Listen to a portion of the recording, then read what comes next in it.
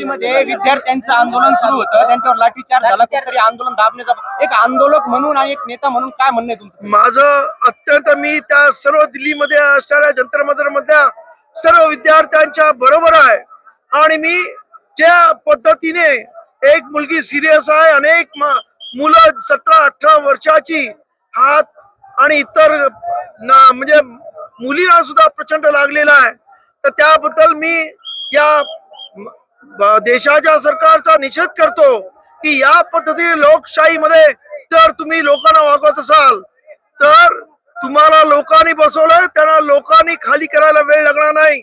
त्यामुळं आपल्याला मिळालेला सत्तेचा दुरुपयोग करू नका आणि लोकांची रास्त मागणी आहे असं माझं म्हणणं आहे की या इथे टीईटीचा पेपर फुटतो, या इथे नीटचा पेपर फुटतो, हे सर्व पेपर फुटण्यामागे जे जबाबदार मंत्री आहेत त्यांनी राजीनामा देणं अत्यंत गरजेचं आहे.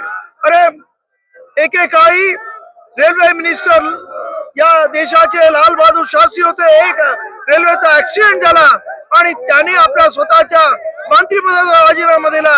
हा आदर्श इथे ठेवला पाहिजे, न अपेक्षा खुर्चीवर चिटकून राहणे हे खरं म्हणजे अत्यंत दुर्दैवी आहे आणि जनता सहन करणार नाही. भाजप सरकारमध्ये आहे त्यांना आंदोलन मोडीत काढायचं असं म्हणायचं. सरकार प्रयत्न करते दडपशाहीचा, पण मला पूर्ण खात्री आहे की या देशातली आता तरुणाई जागलेली आहे आणि आता हे आंदोलन दडपण्याच्या पलीकडे गेलेलं आहे. हे सत्ताधाऱ्यांना असं वाटत असेल तर ते त्यांची भूलचूक होईल एवढं मी नक्की सांगतो. धन्यवाद.